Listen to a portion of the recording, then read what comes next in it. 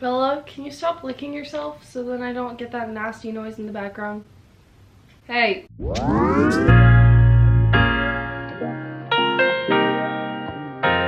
So, I have tried making this so many times, and I feel like this is the time that I'm finally gonna get it right. Or I'm just gonna say that exact sentence next time that I film it. Okay, first year of college has been the most eye-opening experience of my entire life because I had so many expectations, like both good and bad, and proved wrong both ways. There were good things that happened, there were bad things. Stop licking yourself! Being home for a week and everything just kind of made me think about how much college is different than high school, and you so quickly get used to the way that things are in college that you kind of forget the differences. I really wish that someone had sat me down and kind of prepared me more for college, and I feel like now it's so fresh, and so I want to like make this. I don't know, I made a list and I'm being very organized. I don't know, it's fine. So I did two different aspects of the list. The first one was things that college made me realize, and the second one was things that I've been trying to change or have changed in college. First and foremost, I thought the entirety of me growing up, I believed that I was 100% extroverted and that I would love to live in a space with a person all the time. Because anytime that I wasn't with my friends, I would be in my room at my parents' house, and I would just be hating it, and I hated being alone. So I was so excited about going to college because like you have a roommate, you're gonna live with someone all the time. And that was when I realized how much I value alone time. Getting ready for that and preparing for literally never having a second of alone time, it's just something I wish I would have done because I had no idea like what it would have felt like. Love my roommates, but it's still a real thing that you have to get used to, and it can be kind of tough sometimes because you just want to sit in your room and cry about your assignment alone, but you have to have someone watch you do it. So secondly, is that a word? Yes. Secondly, I put, just because you're in college doesn't mean you don't have to try socially. And I don't know why I thought of this, but I just kind of thought that you go to college and everyone always says, like I always hear my parents say, oh, like your high school friends are great, but college is where you meet the friends you're gonna have for the rest of your life. So I was like, oh heck yeah, like I'm gonna go into college and walk into my dorm and like the first week I'm gonna have like the best friends that I've ever had in my entire life. But you have to try and you have to put yourself out there way more than you understand in order to meet people that you actually like connect with. Okay, number 3, I wrote college isn't a utopia that everyone makes it out to be. And this might not be true for everyone, but it is true for me.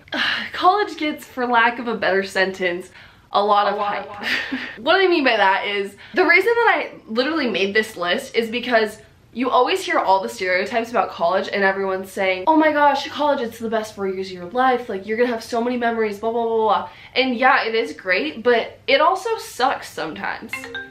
Literally no one ever calls me. College does suck sometimes, and I know that people are like, oh, I'm drowning in this, like whatever. Like in the winter here, it gets really cold, and people don't want to leave their living spaces anymore. And not just to go to class. People, whenever it gets cold out, they change. And it can be rough. This winter was very rough. People change with the weather so much. So yes, college is amazing, college is great, but that doesn't mean that it always is. There are a lot of aspects of college that can be really rough sometimes. Being prepared for that is something that I wish I would have been, but I was not. Number 4, college really is what you put into it, and that is the most cliche thing I have heard in a long time. What I mean by that is, I wish I probably would have put more of myself into my freshman year. I feel like I could have done a lot more. And so whenever people are offering to do all of these like new things, like joining all this stuff, I don't know why, but to me it always sounds kind of intimidating, and it sounds like a lot of time commitments. I always get nervous that like, what if I don't have time, or like what if I'm stuck doing this or whatever. What I would say is say yes to everything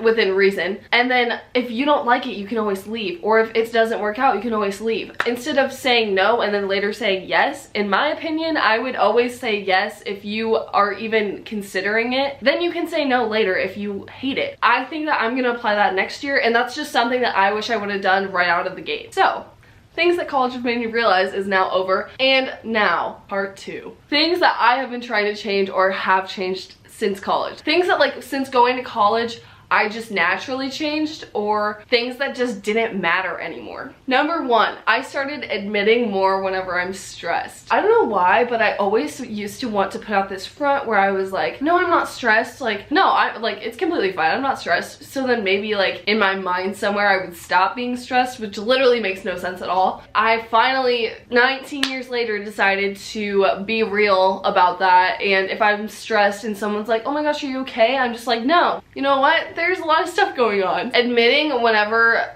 things are getting rough, just a new thing for me. I will never or try to never call people weird again, because the amount of times I've gotten called weird since meeting all these people, going to college, whatever, is just crazy. And I know that I have said it, like, I know I've said it to people before, but I'm not going to anymore, because it sucks whenever people say that. And even if they mean it in a positive way, like one time I was like, hey, like, what the heck, like, I'm not that weird. They were like, oh no, I mean it as a compliment. But there's just such a negative connotation to that. I don't know. These are just things that, like, everyday things that I've been trying to change.